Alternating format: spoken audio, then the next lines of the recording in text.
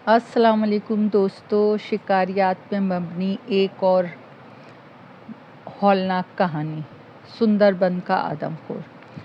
अब मैं आपको इस हैबतनाक आदमखोर दरिंदे की शिकार की लर्ज़ाखेज़ दास्तान सुनाऊंगा, जिसे मैंने खूनख़वार मस्त हाथी से पहले सुंदरबन में शिकार किया था।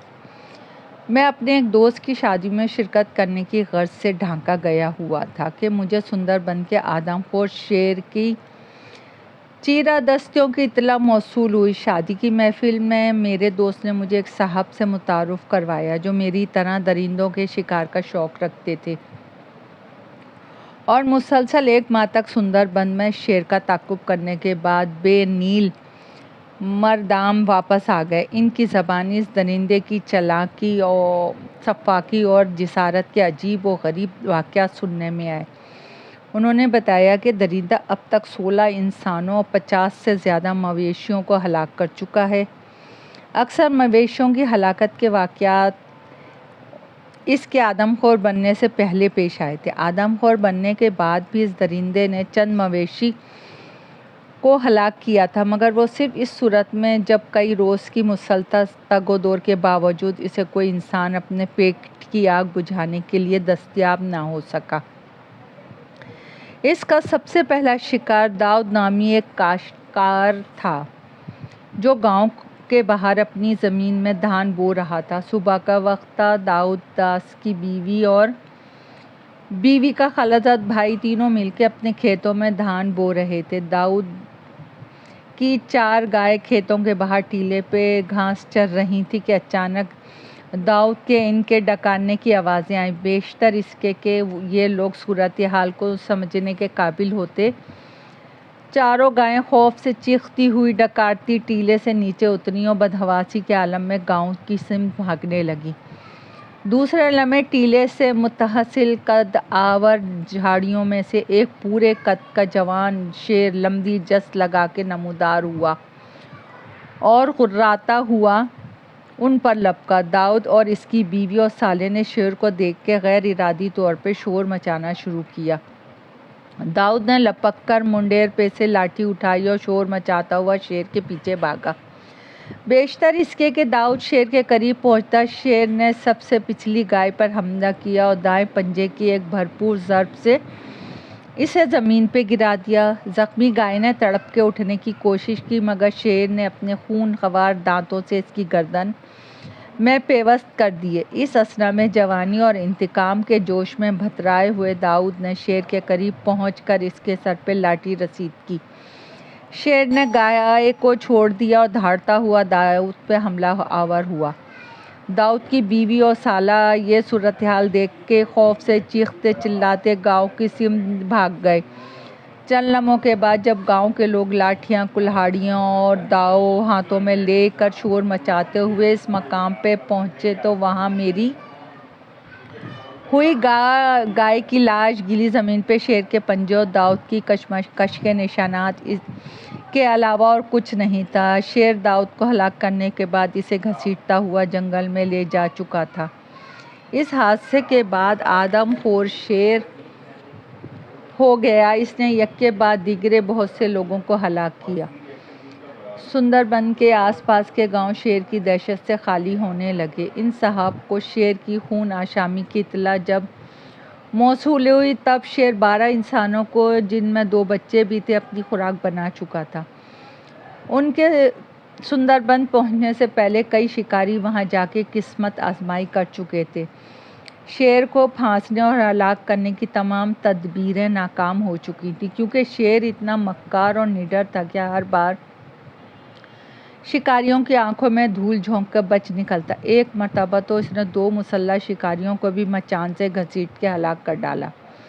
इस हादसे की खबर सुनते ही इन साहब ने सुंदरबन जाने का फैसला किया और दूसरे रोज़ अपने 3 साथियों और 4 मुलाजमों के हमरा बड़े एहतमाम से सुंदरबन जा पहुँचे। मुसलसल 4-5 रातों तक ये साहब इनके 3 साथी बांसों के मजबूत चट्टानों पे बैठे शेर की आमद का इंतज़ार करते रहे, मगर इस दौरान में शेर इस इलाके से 10 मील परे मछेरों के एक छोटी सी बस्ती पे حملہ آور ہوا اور ایک جوان لڑکی کو گھسیٹ کے جنگل میں لے گیا۔ وہ اکثر رات کی تاریکی میں گاؤں میں داخل ہوتا تھا اور جھوپڑیوں کی کمزور دیواروں کو توڑ کے اپنے شکار کو دبوچ لیتا۔ بدقسمت انسان کے چیخنے چلانے کے باوجود دوسرے لوگ اس کی مدد کرنے کی ہمت نہیں کرتے اور اپنے اپنے جھوپڑیوں میں دبک کر بیٹھے رہتے۔ شیر شکار کو گھسیٹتا ہوا جنگل میں لے جاتا، پھر اس کی لاش بھی دستیاب نہ ہوتی۔ اب تک جتنے آدمی ہلاک ہوئے تھے ان میں سے کسی کی بھی لاش کا پتہ نہیں چلا تھا، کیونکہ درندے کے خوف کے مارے کسی میں جنگل کے اندر داخل ہونے کی ہمت نہیں تھی۔ یہ صاحب ان کے ساتھی مچان چھوڑ کر گاؤں میں جا پہنچے اور گاؤں کے قریب جنگلوں میں ایک بڑے درخت پر نئی مچان تیار کروائی گئی۔ ایک جوان فربا گائے خرید کر اسے جنگل میں باندھ دیا گیا۔ 3 راتیں مسلسل یہاں بھی ضائع ہوئیں۔ چوتھے روز پتہ چلا کہ شیر نے سندر بن کے مشرقی حصے میں ندی کے کنارے ایک مچھیرے کو ہلاک کر دیا ہے۔ مچھیرے کے ساتھ اس کا 9واں لڑکا بھی تھا جو کشتی میں بیٹھا جال ٹھیک کر رہا تھا۔ باپ کشتی کی رسی کے کنارے پہ لگے ہوئے بانسوں کے جنگلے سے باندھ رہا تھا۔ شیر نے جنگل سے نکل کے دبے پاؤں اس پہ جست لگائی اور اس کو دبوچ لیا۔ لڑکے نے جال سے نظریں ہٹا کے باپ کی طرف دیکھا تو شیر اسے پشت پہ لاد کر جنگل کی طرف بڑھ رہا تھا۔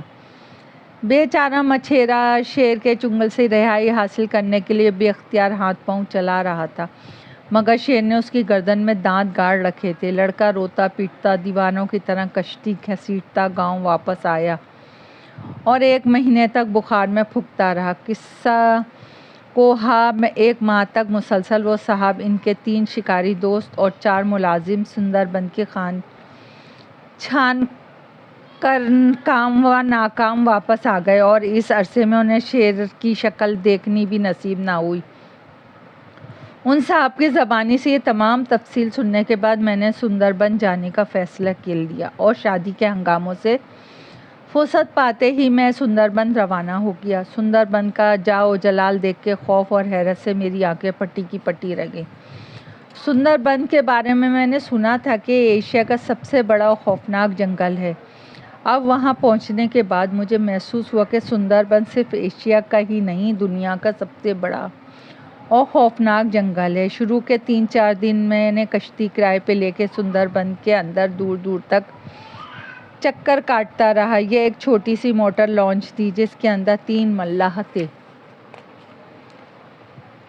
یہ لوگ بھی شیر سے بے حد خوفزدہ تھے، مگر جب انہیں بتایا کہ میں ہزاروں میل دور سے شیر کو ہلاک کرنے کا عزم لے کے یہاں آیا ہوں تو ان کے حوصلے کچھ بڑھے اور میری رفاقت پہ آمادہ ہو گئے۔ 4 دن تک میں جنگل کے مختلف گوشوں میں گھومتا رہا۔ ان گنت جنگلی درندے دریا کے کنارے کنارے مجھے نظر آئے۔ سندر بن کے بیشتر مقامات ایسے ہیں جہاں دوپہر کے وقت میں بھی رات کا سا گپ اندھیرا چھا جاتا رہتا ہے۔ جگہ جگہ دلدلی قطعے ہیں جو بظاہر خشک معلوم ہوتے ہیں، مگر وہاں اگر ہاتھی بھی پاؤں رکھ دے تو چشم و زن میں دلدل کی تہہ میں جا بیٹھے۔ سندر بن میں ایک آدم خور کو تلاش کرنا بہت مشکل ہے۔ جگہ جگہ ایسی کمین گاہیں موجود ہیں جہاں بڑے بڑے درندے آسانی سے چھپ سکتا ہے اور شکار کو اپنی موجودگی کا احساس دلائے بغیر اسے دبوچ سکتا ہے۔ 5ویں دن صبح سویرے جب نیل کمل ریسٹ ہاؤس سے باہر نکل رہا تھا تو ملازم کی زبانی مجھے اطلاع موصول ہوئی کہ بائیں سمت 6-7 میل کے فاصلے پر شیر نے ایک شکاری کو ہلاک کر دیا ہے۔ میں فوراً کشتی پہ بیٹھ کے اس طرف روانہ ہو گیا۔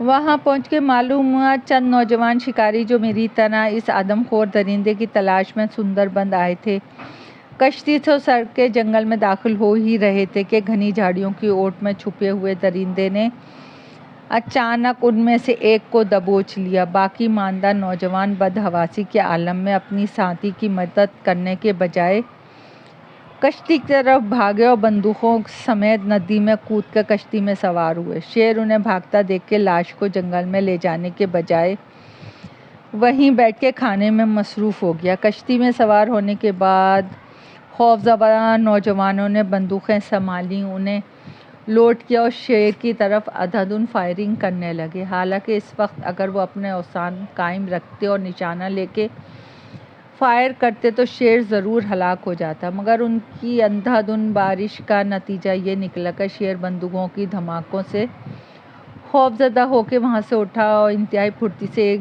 جست لگا کے جنگل میں غائب ہو گیا۔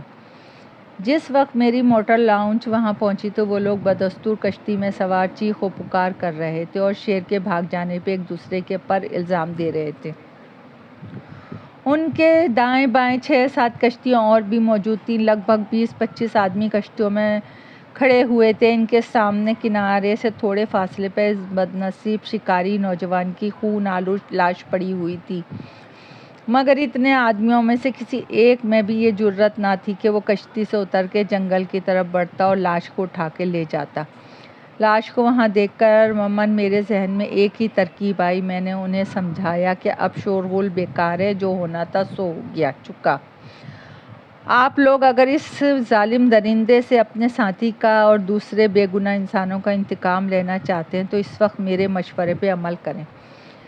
سب لوگ خاموشی سے میرا چہرہ تکنے لگے۔ پھر میں نے موزوں الفاظ میں انہیں اپنی ترکیب سمجھائی۔ ان کا حوصلہ بڑھانے کے لیے رائفل تھام کر تنہا لاؤنج سے نیچے اترا، لاش کے قریب گیا، چند قدم آگے بڑھ کے جھاڑیوں کا معائنہ کیا اور پھر ساحل پہ ان کے سامنے آ کے کھڑا ہو گیا۔ میرے کہنے پر میری لاؤنج کی ملا ڈنڈے کانپتے نیچے اترے اور لاؤنج میں رکھی ہوئی 2 لمبی سلاخوں سے لاش کے قریب ایک گڈھا کھودنے لگے۔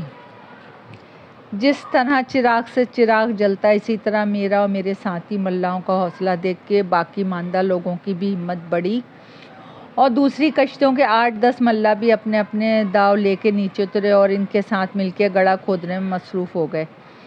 نوجوان شکاری بھی، جو اس حادثے کی وجہ سے بے حد خوفزدہ تھا، اتنے لوگوں کو اپنے ساتھیوں کی لاش کے پاس کھڑا دیکھ کے کشتی سے اترے، بھاری بھاری قدموں سے چل کے لاش کے قریب آئے، اسے دیکھ کے شدت غم سے زار و قطار رونے لگے۔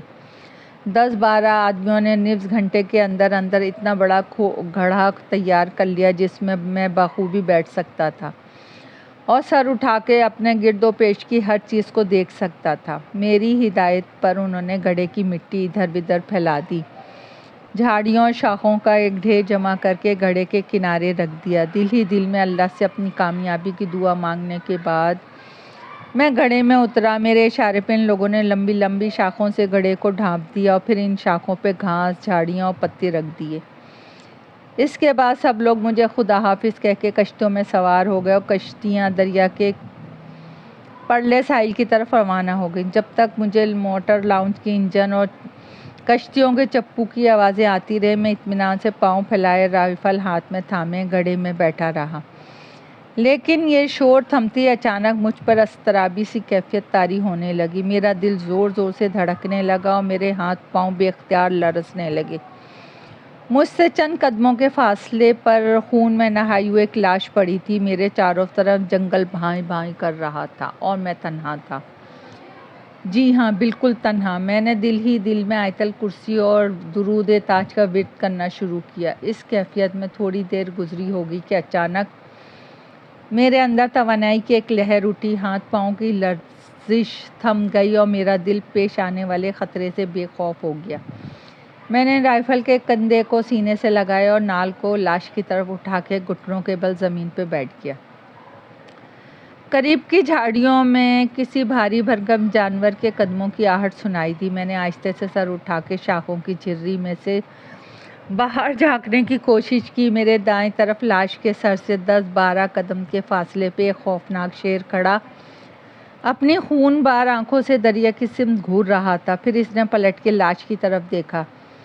سانس کی آمد و رفت کے ساتھ اس کے نتنے پھڑپھڑا رہے تھے، اس کا منہ خون آلود تھا۔ اسے دیکھ کر میرے اندر کا درندہ بھی جاگ اٹھا۔ آؤ پیارے، ذرا قریب آؤ، ذرا اور قریب آؤ، میں نے دانت پیستے ہوئے دل ہی دل میں درندے کو مخاطب کیا اور رائفل کی نال اس کی پیشانی کی طرف گھمائی۔ شیر ہر طرح سے مطمئن ہو کے لاش کے قریب پہنچا اور گردن کا خون چاٹنا شروع کر دیا۔ میں نے احتیاط سے نشانہ لے کے ٹریگر کو حرکت دی۔ ایک دھماکے کی آواز آئی اور رائفل کی گولی شیر کی پیشانی میں اس کی دونوں آنکھوں کے درمیان پیوست ہو گئی۔ وہ زور سے دھاڑ کے زمین سے اچھلا اور ہوا میں قلابازی کھا کے اوندھے منہ زمین پہ گر پڑا۔ میں نے فوراً دوسرا فائر کیا۔ اب की मरतबा गोली दरिंदे का सीना फाड़ती हुई निकल गई। इसके जिस्म से खून का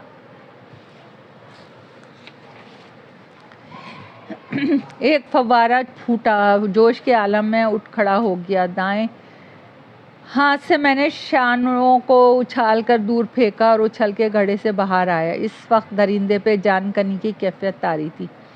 इसका तमाम जिस्म लरज़ रहा था। मेरे देखते ही देखने इसने झटका लिया और इसकी सुर्ख आंखें बेनूर हो गईं। मैं चलना में तक खामोशी से खड़ा हुआ इसकी सिम देखता रहा। फिर मैंने आगे बढ़ के इसकी खून आलूद सर को एक फुल बूट से ठोकर मारी और आसमान की तरफ राइफल की नाली उठा के पे दर पे 3 फायर किए। चंद ही लम्हों बाद दरिया के परले किनारे से पुरमसरत नारों का एक शोर सुनाई दिया। खुशी से रक्स करते हुए माझियों की कश्तियाँ तेज़ी से मेरी तरफ बढ़ने लगी। दोस्तों, कहानी पसंद आए तो लाइक और सब्सक्राइब कीजिएगा। आपकी दुआओं की तलबगार।